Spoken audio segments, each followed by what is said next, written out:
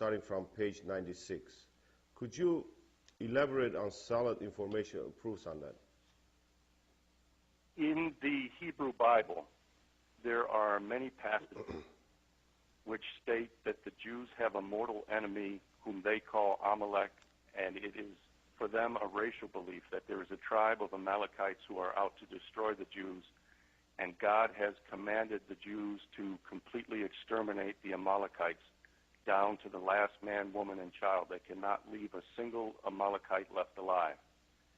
And when I began looking into that Jewish belief system, I found many writings in the Hebrew Bible, in the Jewish Talmud, and in Jewish Kabbalistic writings where it expressly states that in order for the Jewish people to receive redemption, in order for them to have their Messiah come and be restored in Palestine and build the Jewish temple, they have to exterminate the Amalekites.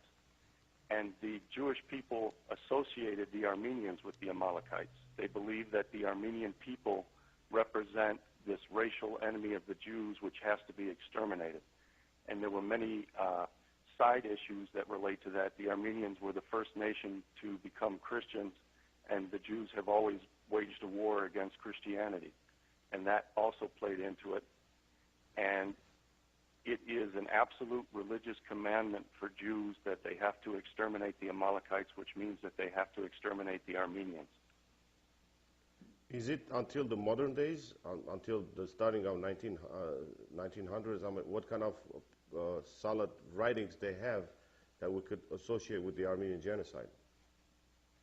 Yes, it is. It's a very modern belief, and it's a belief that is passed along to different people whom the Jewish people associate as their enemy. In the Bible, it says that God will have a war with Amalek from generation to generation. And at the specific time of the Armenian genocide, both in the phase that took place from 1894 to 1896 and at the height of the genocide in 1915, we have contemporary writings in Hebrew in Jewish publications where they call the Armenians the Amalekites. And they state that they have no mercy for them because they are the Amalekites.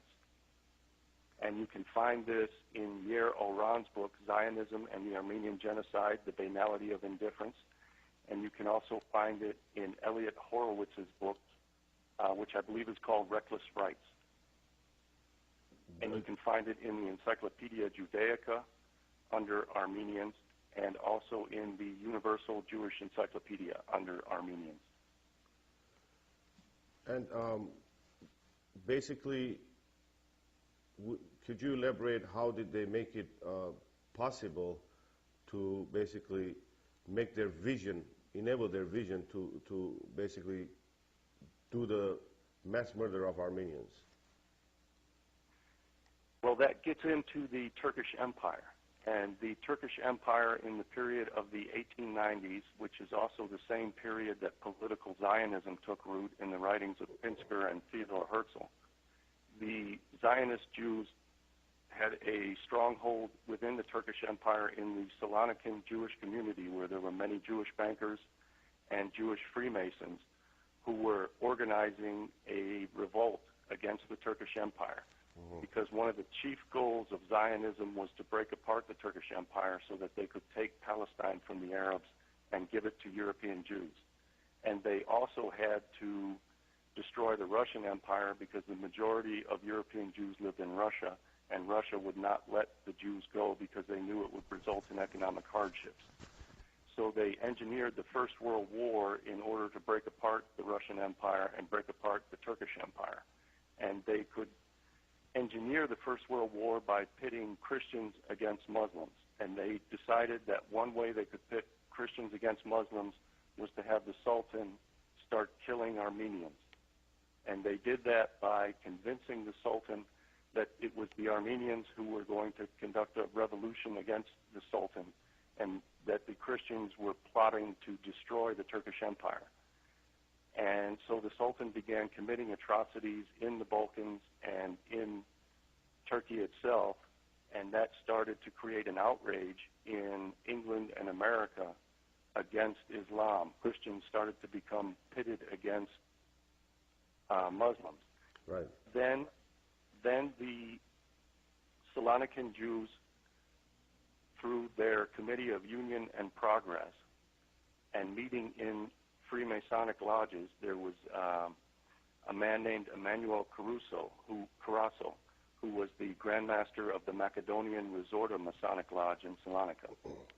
And they, through funding through Italian banking Jews and ultimately through the Rothschild bankers of the City of London, fomented a revolution against the Sultan, which began, I think, in June of 1908, and they finally deposed the Sultan in 1909.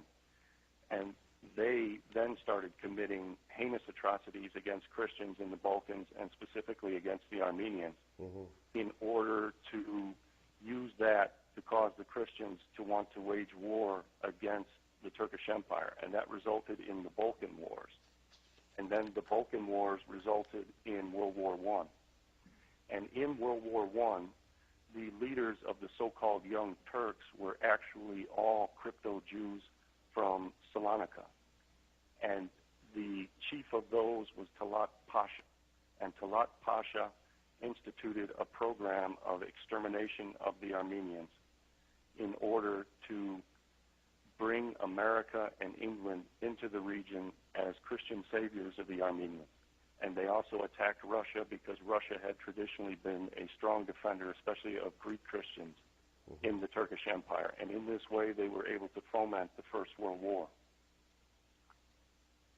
And another motivation they had to kill the Armenians was the fact that the Armenians were at that time considered the most intelligent and most successful group of people on the face of the earth. And the Jews wanted to take over their businesses and their residences and give them to Russian Jews who would emigrate into the region, eventually pushing them into Palestine. So they wanted to get rid of a business competitor, and that would also contribute to the destruction of the Turkish Empire, which they sought, because the Armenians were often statesmen and controlled the bureaucracy of the Turkish Empire, and the Turks were very inefficient, but the Armenians were very intelligent and were very successful. They were the best doctors, the best lawyers throughout the Turkish Empire.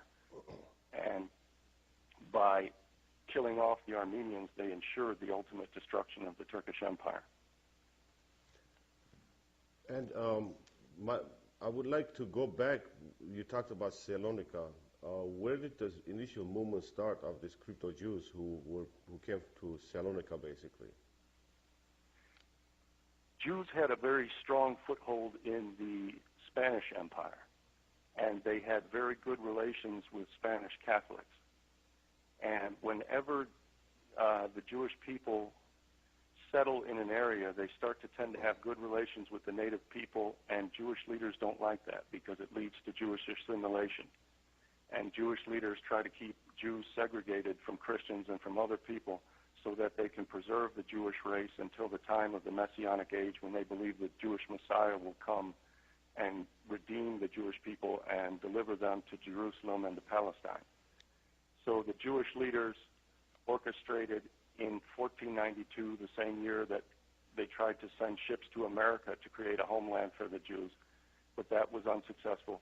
So they expelled the Jews from Spain, and many of the Jews from Spain went to Salonika, Greece, or Macedonia, and settled there. Other Jews remained in the Spanish Empire, and they had a choice to either convert to Christianity or die or leave. Those were their three options. So those Jews who remained in Spain, many of them pretended to be Catholics, and they would pretend to be the most ardent Catholics. You could always identify them by the fact that they were the most religious Catholics. But in secret, they would continue to practice Judaism. And another event that took place within the Turkish Empire itself is around 1666, there was a Jewish man named Shabbatai Tzvi, who thought that he was the coming of the Jewish Messiah and that he would redeem the Jewish people and restore them to Palestine. This, of course, incurred the wrath of the Sultan, who did not want the Jews to take over his empire. So he latched on to Shabbatai Tzvi and insisted that he convert to Islam or he'd cut his head off.